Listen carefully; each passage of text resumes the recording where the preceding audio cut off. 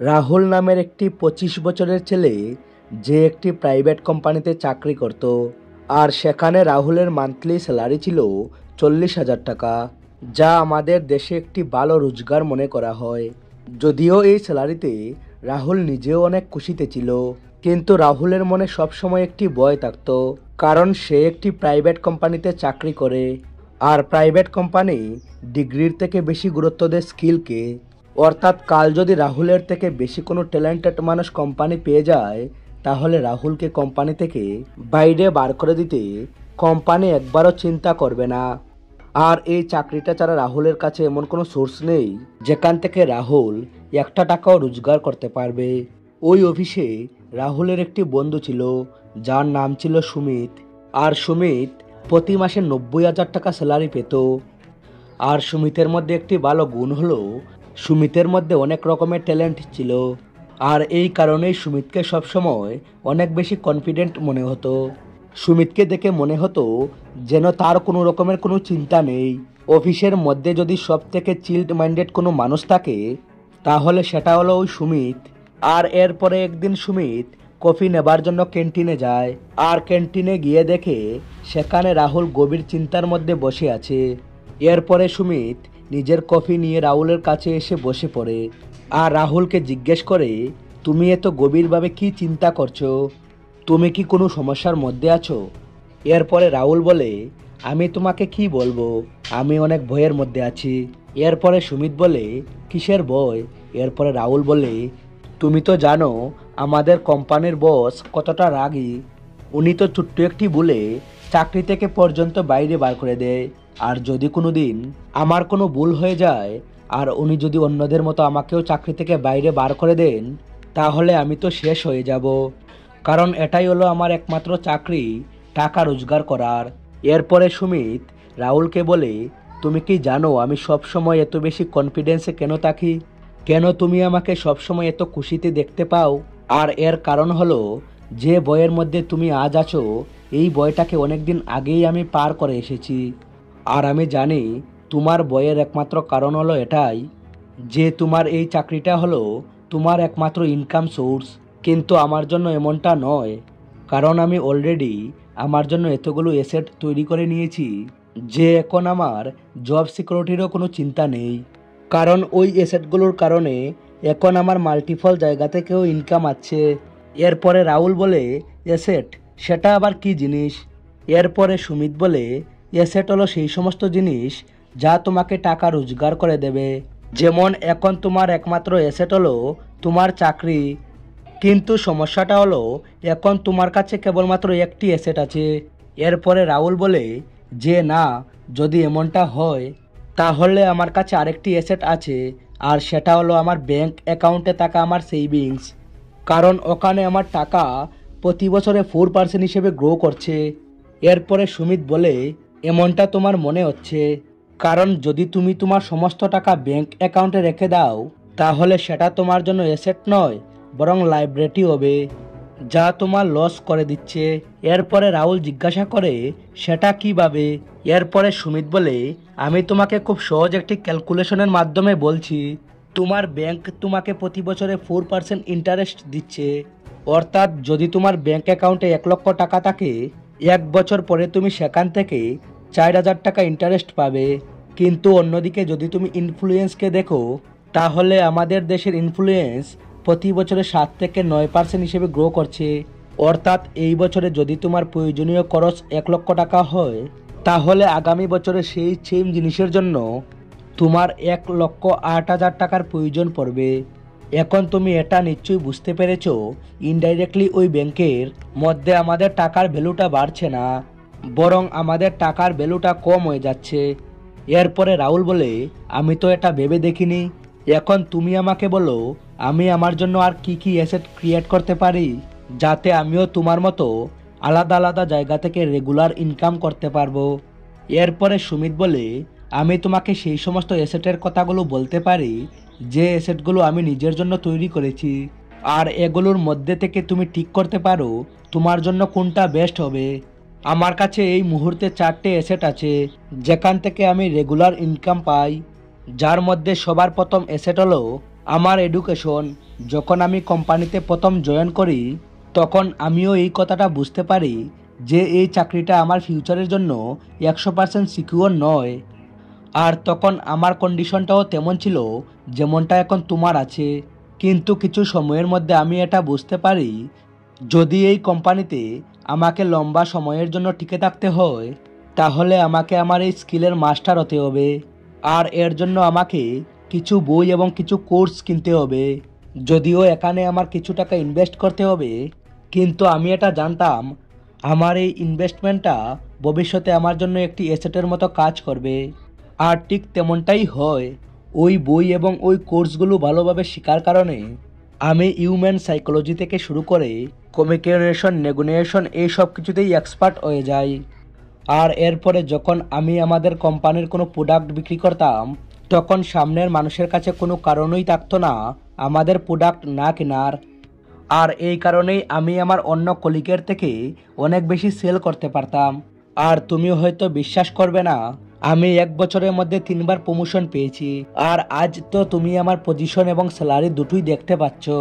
এখনও যদি আমার মনে হয় যে আমার আরও কিছু শেখার দরকার তাহলে সেখানে আমি ইনভেস্ট করার জন্য কোনো রকমের চিন্তা করি না। কারণ আমি জানি এখানে টাকা লাগালে এটা ভবিষ্যতে আমাকে গ্রো করতে সাহায্য করবে। আর এটাই হলো আমার প্রথম অ্যাসেট। দ্বিতীয় অ্যাসেট যেটা আমাকে টাকা রোজগার করে দেয় সেটা হলো গোস্ট রেন্টিং। এরপরে রাহুল বলে, গোস্ট রেন্টিং সেটা আবার কি জিনিস? তুমি কি ভূতের কাছ থেকে ভাড়া নিচ্ছ নাকি? এরপরে সুমিত বলে, না না, আমি তোমাকে বুঝিয়ে বলছি। তুমি এটা নিশ্চয়ই জানো, যদি তোমার কাছে কোনো ভালো পেজ থাকে তাহলে সেটা তুমি রেন্টে দিয়ে টাকা রোজগার করতে পারবে। কিন্তু রেন্টে দেবার জন্য আমার কাছেও তখন এতটা টাকা ছিল না যে 50-60 লক্ষ টাকা দিয়ে আমি নিজের জন্য একটা আলাদা বাড়ি কিনে নেব। আমার তো টোটাল সেভিংসই ছিল 10 লক্ষ টাকা, যা আমি প্রায় 2 বছরে জমা করেছিলাম। কিন্তু তারপরও আজ আমি রেন্টাল ইনকাম পাচ্ছি। এরপরে রাহুল অবাক হয়ে জিজ্ঞেস করে, কিন্তু এটা কিভাবে? ইন্ডিয়ার পপুলেশন আজ খুব দ্রুত বেড়ে চলেছে। আর এটা দেখেই আমি অনেক বছর আগেই এটা বুঝতে পেরেছি, আগামী সময়ে রিয়েল এস্টেটের ডিমান্ড অনেক বেশি বাড়তে চলেছে।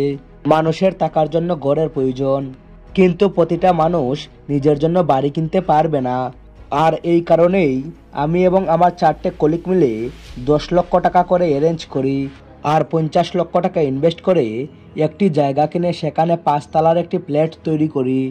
আর ওই ফ্ল্যাটটা যখন সম্পূর্ণ তৈরি হয়ে যায়, ফ্ল্যাটের প্রত্যেকটা ফ্লোরকে 13,000 টাকা মাসিক ভাড়াতে ভাড়া দিয়ে দিই।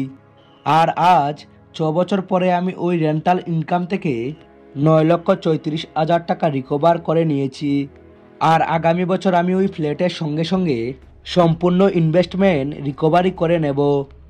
আর এরপরে ওই ফ্ল্যাটের rental income as a profit হিসেবে আমি পেতে থাকবো। তুমি এটা বলতে পারো যে এই 6 বছরে আমার 10 লক্ষ টাকার ইনভেস্টমেন্ট থেকে 9,30,000 টাকা প্রফিট হয়েছে। এছাড়া এখন আমার ওই প্রপার্টির দামও অনেক বেশি বেড়ে গেছে। আর একবার তুমি ভেবে দেখো, যদি আমি 10 লক্ষ টাকা এখানে ইনভেস্ট না করে ব্যাংকের সেভিংস অ্যাকাউন্টে রেখে দিতাম, আর যদি আমাকে প্রতি বছরে 5% ইন্টারেস্টও দিত, তাহলে আমার এই 10 লক্ষ টাকা 6 বছর পরে কম্পাউন্ড হয়ে 13,40,000 টাকা হতো। আর এই কারণেই এই রেন্টাল ইনকাম আমার দ্বিতীয় সব থেকে বড় অ্যাসেট। আমার তৃতীয় অ্যাসেট হলো একটি লিমিটেড এডিশন গোল্ড ওয়াচ, যার দাম হলো 5 লক্ষ টাকা। এরপর রাহুল পুনরায় সুমিতকে বলে, এটা তোমার জন্য অ্যাসেট কিভাবে হতে পারে? কারণ এখানে তো তুমি টাকা নষ্ট করেছো। তুমি তো শো আপ করার জন্য ঘড়ি কিনেছো। আমার ঘড়িটা দেখো, 250 টাকা দাম, কিন্তু টাইম সঠিকই বলে। এরপরে সুমিত বলে, 3 ডেট আমিও অনেকবার দেখেছি, কিন্তু এই ঘড়িটা কেনার উদ্দেশ্য শো আপ করা নয়, বরং এই ঘড়ির সাহায্যে আমি প্রফিট রোজগার করতে চাই।